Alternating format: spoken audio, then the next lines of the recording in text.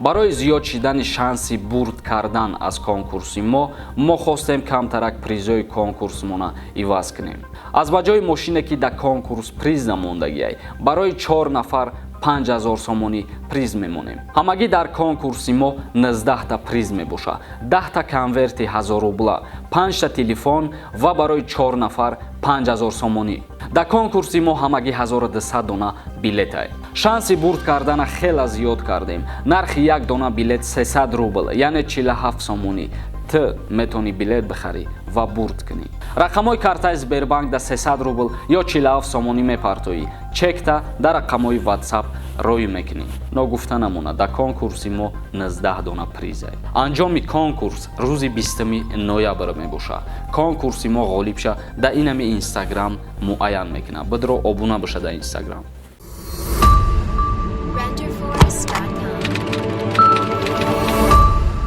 ассалому алайкум ба ҳама тамошобинони барномаҳои канали Юристиҷой. тамошобинони азиз, мо як чандин ахборотҳои нав ҷамъоварӣ кардем ки ба шумо пешниҳод мекунем то охири видео тамошо кунед. аввалин хабари мо оиди Федератсияи Россия ба 3 гурӯҳи донишҷӯёни хориҷӣ грант медиҳад. ба кӣ ва чӣ миқдор? ин грантҳоро донишҷӯён метавонанд аз соли 2022 дастрас кунанд. муфассалтар дар бораи квотаҳо ва дастгирии молӣ дар зер хонда мешавад. вазорати маориф ва илми Федератсияи Россия лоиҳаи қарори ҳукуматро дар бораи дастгирии грантии донишҷӯёни бо истеъдоди хориҷӣ ва бешаҳрванд ки дар Русия таҳсил мекунанд омода кардааст. аз соли 2022 ҷудо намудани маблағ аз бюҷаи федералӣ барои дастгирии грантии гурӯҳи зерини шаҳрвандони хориҷӣ ва шахсони бешаҳрванд ки дар донишгоҳи Русия таъин мекарданд муқаррар карда мешавад, омадааст дар санад.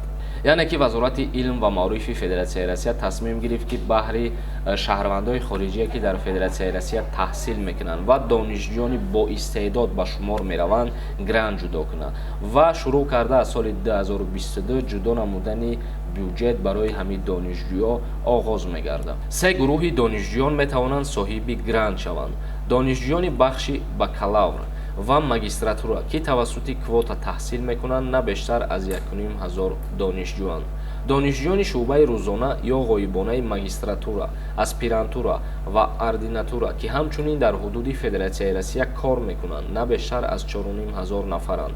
донишҷӯёни бахши рӯзона ки аз рӯи барномаҳои иловагӣ касбӣ таҳсил мекунанд ва барои кор дар қаламраи Федератсияи Россия уҳдадор шуданд на бештар аз 4000 нафар.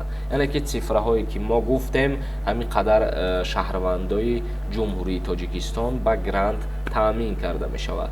дар умум бигирем агар 10000 нафар донишҷӯёни ҷумҳурии Тоҷикистон. нафароне ки аз дарди сутунмуҳра ва дарди буғунҳо ё бемориҳои занона ва мардона ё бемориҳои ҷигар азият мекашанд, пас ба доктор Анвар муроҷиат намоед. доктор Анвар дар Федератсияи Россия шаҳри Екатеринбург кор ва фаъолият мекунад. табобат бо доруҳои гиёҳӣ арзон ва дастрас мебошад. ба рақамҳои рӯи экран ё ба инстаграми доктор муроҷиат кунед.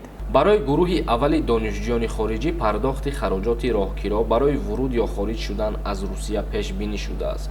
яъне ки пардохти хароҷоти роҳгирошона аз ҷониби вазорати илм ва маорифи Федератсияи Россия пардохт мекунанд ба шахсиятҳое ки дар гурӯҳи якум дохил буданд, яъне 1500 ки мо гуфтем ба ана ҳамун шахсиятҳо роҳгирошона метиҳанд ва дар ҳоле ки ба Тоҷикистон омаданӣ шаванд ва ё аз Тоҷикистон ба Россия рафтанӣ шаванд пули билетшон метиҳанд. дар баробари ин ба донишҷӯён аз оғози соли таҳсил ҳар моҳ стипендияи иловагӣ ба қадри ҳадди аққали музди меҳнат дода мешавад ба шарте ки ӯ бо баҳои хуб таҳсил намояд.